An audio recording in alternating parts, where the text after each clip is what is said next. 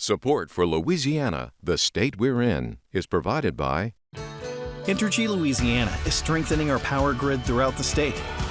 We're reinforcing infrastructure to prepare for stronger storms, reduce outages, and respond quicker when you do need us, because together we power life. additional support provided by the Fred B. and Ruth B. Ziegler Foundation and the Ziegler Art Museum, located in Jennings City Hall. The museum focuses on emerging Louisiana artists and is a historical and cultural center for Southwest Louisiana, and the Foundation for Excellence in Louisiana Public Broadcasting and viewers like you. Thank you.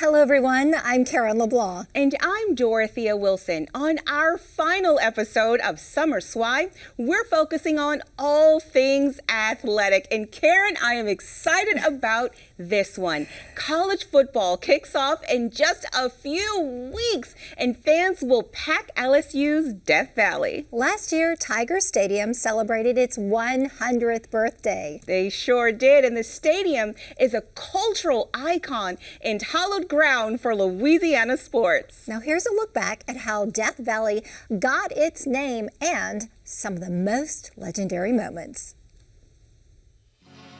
Chance of rain, never. On home game days, Tiger Stadium becomes Louisiana's fifth most populated city, with more than 100,000 fans filling the stands. As Tiger Stadium turns 100 years old, some things change and others remain constant. The Golden Band from Tigerland, whose fan base never falters regardless of wins or losses, fires up the crowd with the fight song.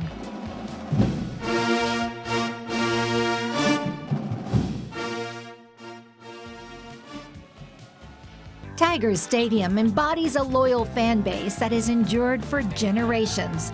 The iconic structure is a cultural, sports, and social force in Louisiana. Since 1924, the stadium has set the scene for many momentous events that are part of LSU legend and lore. 1959, Billy Cannon's famed Halloween night 89-yard run, the year LSU won the national championship.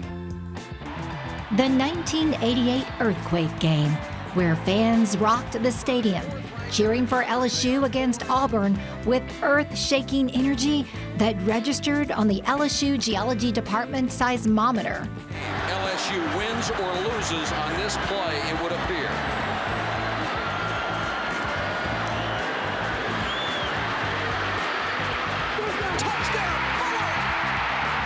There's just so many unbelievable experiences and games that everybody can share and everybody can remember together. You've traveled all over the nation attending LSU games in different stadiums. What makes Tiger Stadium so special in your opinion? Well, number one, it's the fans. It's people from South Louisiana, LSU fans in particular. You know, we like to have a good time. We like to eat, we like to drink, we like to party, have a good time, laugh, and enjoy life. Mike Serio marked his 500th LSU game in 2023, a milestone on display among the wall-to-wall memorabilia in his Po' Boys and Deli shop in New Orleans. Mike has watched the LSU Tigers play in all types of stadiums and believes none compare to Death Valley. A lot of people say, they criticize LSU. Oh, we don't have enough bathrooms. We don't have enough concession stands. We don't have this and we don't have that. And you know, that's what makes a stadium unique. You know, I don't think the Boston Red Sox are going to get rid of Fenway Park with the Green Monster. You know, I don't think Cubs are going to get rid of Wrigley Field with the Ivy. The original Tiger Stadium was built in 1924 as the largest stadium in the South with a seating capacity of 12,000. Over the years, Subsequent expansions included the 1936 construction of the North End Zone structure with student dorms. Today, 102,321 fans can fill the stands of Tiger Stadium.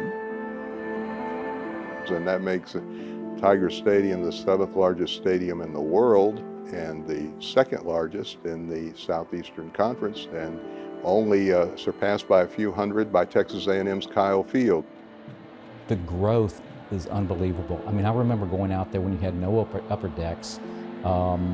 You know, everything was, you know, metal seats, but it still had this, because of the old nature of it, it still had this aura about it, and this mystique, and it just seemed like this big edifice that was just an amazing place to wander around and be in. Jim lived in Tiger Stadium as a student in the 1970s when it housed dorm rooms. I enrolled at LSU in the year of 1977, and in my first game, LSU beat Rice 77-0, which is still the largest point production for an LSU team in modern time. It was in my first game, and I'd never seen anything like it. At that time, the capacity was 68,000, but every seat was filled, and I thought it was the greatest place on earth. Today, the dorms are closed, and the concrete openings in the Coliseum-like structure are glassed in, but the painted numbers at every 5-yard line remain as a quirky relic from the mid-1940s that made it easier to call night games. Another enduring feature, the open press box. And I think one of the things with it being open is that the media, everybody that covers it, gets to hear the crowd. Most of the stadiums, they're enclosed, and so it doesn't have that sort of sound, and they don't feel that. But you also have the stadium, the seats are so close to the field. This isn't one of those stadiums where you have a track around it and you have all this other, you know, area around the field. The fans are right on top of it. Over the years, Tiger Stadium has hosted many notable non-sports events, including Billy Graham's 5-day televised religious crusade in 1970, attended by thousands. The 1983 International Special Olympic Games are hereby open. Good luck, Special Olympians. In 1983, Tiger Stadium staged the Special Olympics International Summer Games opening ceremonies, a spectacle of famous names with the Parade of Nations. In 1988, the stadium starred in the movie Everybody's All-American. I'm special just as long as I keep making touchdowns. Welcome to the big leagues, Golden Boy. Today, Tiger Stadium is considered among America's most treasured stadiums by the Historic Stadium Caucus. The mystique of Tiger Stadium, it's just different than most every place else. As it stands today, the LSU Tigers can count 4 national titles, 1958, 2003, 2007, and 2019, with hopes for another championship season. I think every coach at LSU is measured by those majestic seasons. And now if you win 10 games and go to a bowl game and win it, that's not good enough. People demand national championships, and this is a pivotal year for Brian Kelly. Will you be at every game? You just insulted me. Yes, I will. And it's just my passion. And it's kind of, I want to keep the streak going.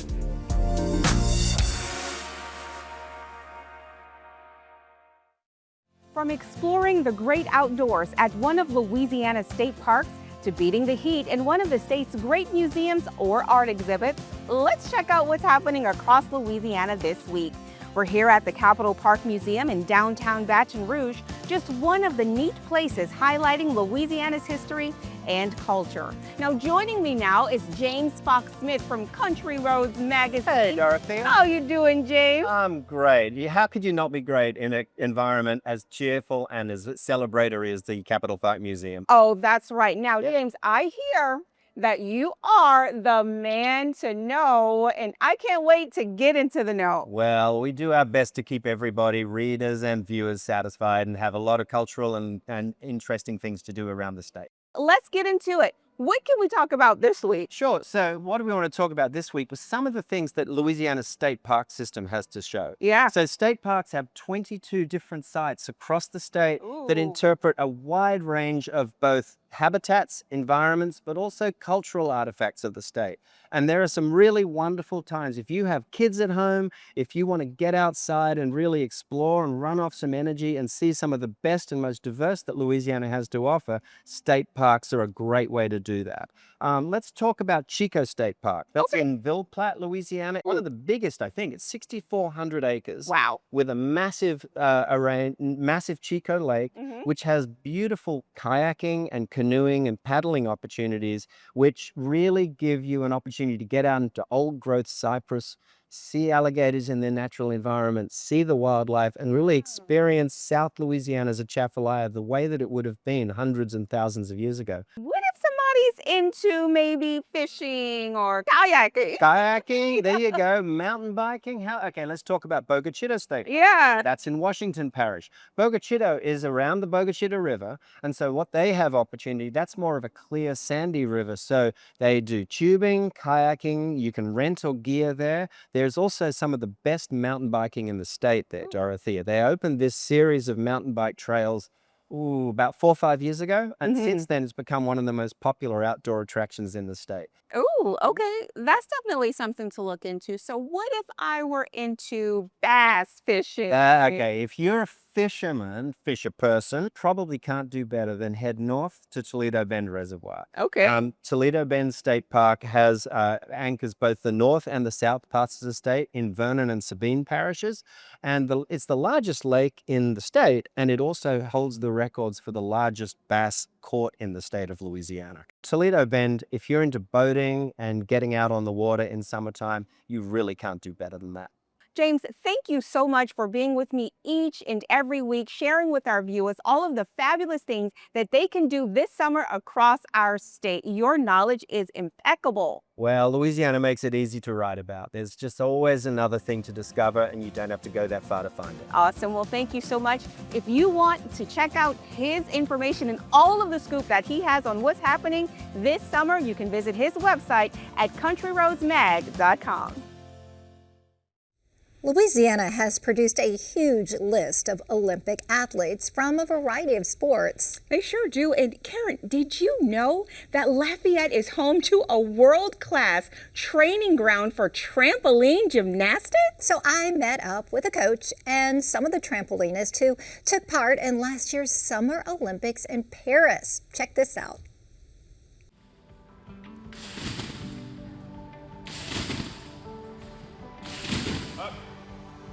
Alexei Shostak is from Belarus and moved to Lafayette to train at Trampoline and Tumbling Express, known worldwide as the training ground for Olympians. I really do feel like I'm part of something bigger than just me.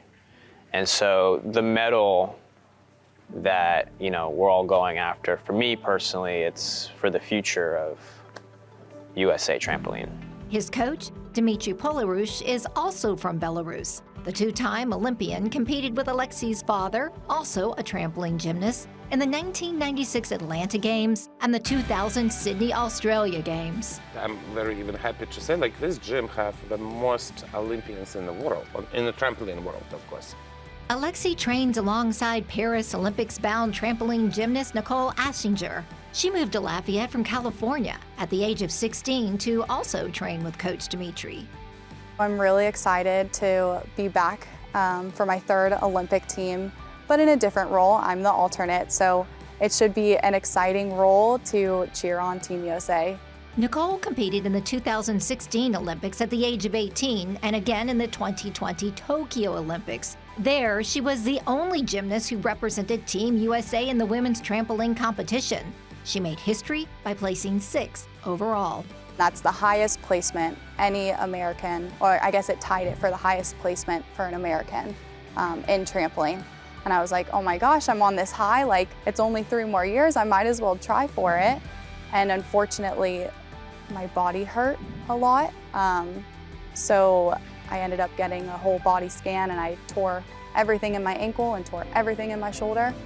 Nicole underwent surgery and rehab, working her way back to a regular training schedule for the 2024 Paris Games. Both Olympians are looking forward to a do-over after competing under COVID restrictions in the 2020 Tokyo Games. I was grateful that I was able to fulfill my dream, but I knew like the day after, I was like, I want to go to Paris. And I actually even made an Instagram post, and I haven't really shared this with anyone yet, but on my Instagram post in 2021, I wrote, I will compete at the 24 Paris Games. It's definitely a crazy experience, and I feel like I've had this like wild ride of a little girl that my dream was to go to the Olympic Games, and now here I am making history going to a third Olympics as an Olympic team member. No other woman has done that in trampoline, so it's just crazy to even think about it. How did Lafayette leap onto the world stage as an Olympic training ground for trampoline gymnasts? Lafayette is like a center of trampoline in the world. Mr. Jeff Hennessy, who was professor at UL, he also was the president of International Trampoline Federational Technical Committee. And he is the one who actually one of the pioneers of trampoline in the United States. Jeff Hennessy was an associate professor of physical education at the University of Louisiana at Lafayette and director of the university's gymnastics and trampoline programs from 1959 to 1986. His coaching helped earn the university's trampoline gymnastics team 26 world championships. Trampolining made its first Olympic appearance at the 2000 Games in Sydney, with men's and women's competitions. So we have only 16 men and 16 women competing. So it's like, it is hard, out of all world, only 16 spots available to Olympic Games. The selection is quite hard. You have to be in the top, and plus with trampoline, that kind of sport, like a little mistake can destroy you completely and you will be out of that loop. On August 2nd, the men and women's teams compete in qualifying rounds, with 8 from each team advancing to compete in the final round for the Olympic gold. Those routines are actually judged off of multiple elements. One of them being is execution, which everyone's familiar with. It's how the routine looks, how pretty it is. The other one is how far you deviate from the center of the trampoline. The third one would be how high you jump. So, the higher you jump, the higher your score is. And then the fourth one would be the difficulty of your routine. Every single day, I get to fly in the air. It's all power, it's technique, it's elegance, how you float in the air. It consists of 10 skills, and it's the most difficult skills that you can put in a routine. Inside the gym, trophy-lined walls and banners on the ceiling chronicle the storied careers of many Olympians who trained at this gym. Outside, a sign congratulates the next generation of top trampoline athletes, continuing Lafayette's legacy as a world-class trampoline training ground. Trampoline is one of those kind of under the radar Olympic sports, and the fact that Louisiana is the world-class site of a training facility in Lafayette, that's pretty mind-blowing. People come from literally all over the world to train. Absolutely. I had no idea. I never would have guessed. Now, speaking of Olympians, Mondo Duplantis is in a league of his own in the sport of pole vaulting. Duplantis is not only a gold medalist and world record holder, he is one of the most exciting athletes in track and field history, and he calls Louisiana home. Now, Karen, you sat down with Mondo and he talked about what keeps him motivated, and we're anxious to hear his plans for the future. Hey everyone, I am super excited to bring you Mondo Duplantis. For those of you who watch the Olympics, you know this is a gold medalist who set and broke several of his own records, arguably the world's greatest pole vaulter and a beloved Louisiana son. So thank you for joining us. Thank you for having me. Pleasure to be here. Okay, so first of all, a big congrats to your Olympic gold medal wins and the fact that you broke your own records as a pole vaulter. Were you anticipating that to happen? Yes, I was. You were? Well, it wasn't my first Olympics. I was at the Tokyo Olympics, but it was a completely different experience because, you know, the pandemic and everything, and so we weren't able to have spectators. I didn't have any of my family there and whatnot. And then also, like, for a track and field athlete, it's really your only opportunity that you have to make like a global impact and do something that's a lot bigger than your sport. It's like really like the only stage that we have, I guess, in a way. So I knew that it was like now or never. This is the time I have to do it if I'm going to do something really special. And so I'd never been more locked into my life than the year pretty much prior to the games this past summer. And yeah, no, I had all the confidence in the world that I was going to do what I did. The whole time I was going in there, I wasn't focused on the gold really. I was just focused on breaking the world record. So a lot of people are wondering, why did you choose to compete on behalf of Sweden as opposed to the United States? And I know your mother is from Sweden, but you were born and raised, and your collegiate athletic career has been here in the States, in particular Louisiana. So yeah, no, it's a fair question. I'm a Lafayette native, born and raised. And really my time that I would spend in Sweden was really just the summers. I mean, in the United States as a whole, but also in Louisiana, it was very tough for me growing up as far as finding competitions and whatnot. I mean, you know, picture yourself as an 8-year-old trying to find pole vaulting competitions here in Louisiana. It wasn't really anything that was possible, honestly. And so in the summers we would go to Sweden for a month or so, and we'd have a string of competitions that I would be able to do because the track and field culture is a lot bigger there in Sweden, where my mother's from. I just kind of had to do what was best for me, my family, and what I thought was the best for me to achieve what I knew that I was capable of, which is to be the best poet in the world and compete at the highest level all the time. So as a child growing up in Lafayette, Louisiana, as you said, there weren't a lot of pole vaulting competitions or avenues for you to practice your sport.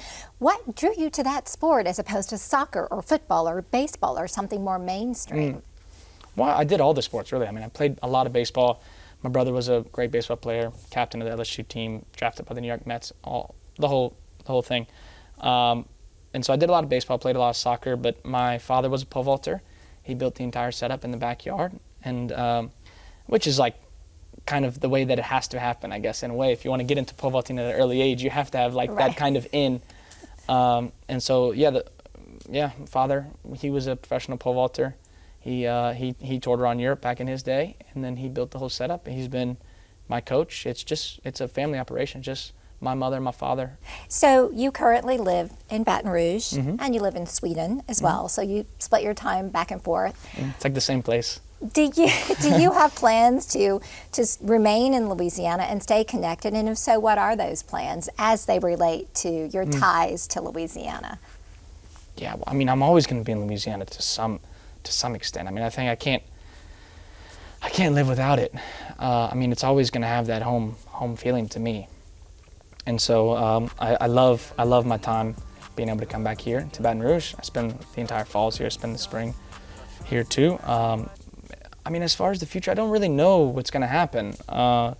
It just depends on how everything happens with my career and pole vaulting and when I stop and what I'm going to do after pole vaulting, which I don't know what I'm going to do really. I don't really care to think about it almost. Congratulations are in you. order, by the way. Thank so you. Desiree Englander. And exactly. so I understand you dated for several years and popped the question in a big way, like surprised her on a Vogue Scandinavia photo shoot. Wow. Yeah. Well played, my Thanks. friend. Yeah, I mean, yeah. Well, I wanted it to be a surprise, and I knew that I felt like she doesn't think I'm very good of a planner, which I'm probably not, actually. But I thought that it would be a really good way to show that, I don't know, some type of sacrifice and commitment to where the most hectic time of my life, which is right after the Olympics, to where playing something as huge as an engagement. You nervous? Yeah, for sure. It's very vulnerable. I think that's really the main thing. It's like it's like the most vulnerable you can ever be, and you're asking somebody to take your hand for a lifetime, and so which is beautiful and really special. And so I can't. Do you have a date set? No, haven't. There's still some logistics we have to figure out because it was a surprise, and it wasn't like it was one of these things to where she knew it was going to happen and we already planned the wedding before I even engaged or anything. That it was a real surprise. Yeah. Do you plan to compete in the next Olympics? Do you want to coach? Of course, next Olympics, easily. That shouldn't be a problem. Probably the next even two, I guess. I mean, as far as just the way that I'm jumping right now and the level that I'm jumping at compared to all the other guys, I think that I should be able to stay on the top for a little while. I don't think that far into the future, honestly. I feel like I live in the present. I try to enjoy as much as I can what I'm doing now. I know that being an athlete goes super quick. I mean, I've been jumping professionally since 2019, and which is like weird to think about because it's like 5 years just goes so fast. Trying to just soak in how amazing it was, really, to be able to win the Olympics, win it twice, break the world record at the Olympics. Like my biggest childhood dream ever, and I was able to accomplish like all of that. I had all my family there and everything. So, but definitely still motivated, still have a lot of fire, still want to keep jumping. Mondo Duplantis, we are glad to have you back home. You have made Louisiana so proud. So thank you for stopping by LPB and giving us an update on what's next for you. Thanks for having me. Absolutely.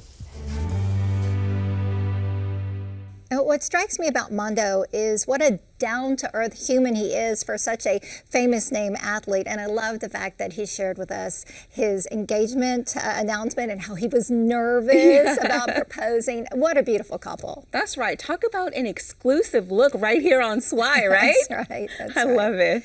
That is our show for this week. Remember, you can watch anything LPB anytime, wherever you are, with our LPB app. That's right, and you can catch LPB news and public affairs shows, as well as other Louisiana programs you've come to enjoy over the years. And please, like us on Facebook, X, and Instagram. For everyone at Louisiana Public Broadcasting, I'm Karen LeBlanc. And I'm Dorothea Wilson. Until next time, that's the state we're in.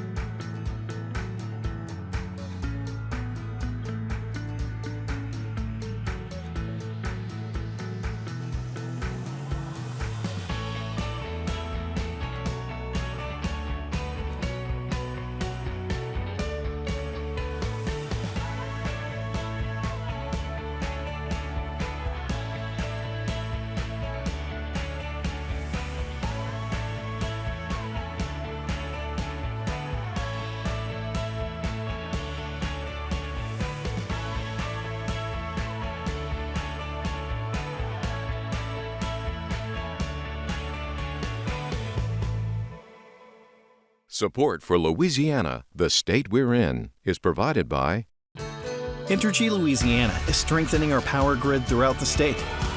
We're reinforcing infrastructure to prepare for stronger storms, reduce outages, and respond quicker when you do need us, because together we power life.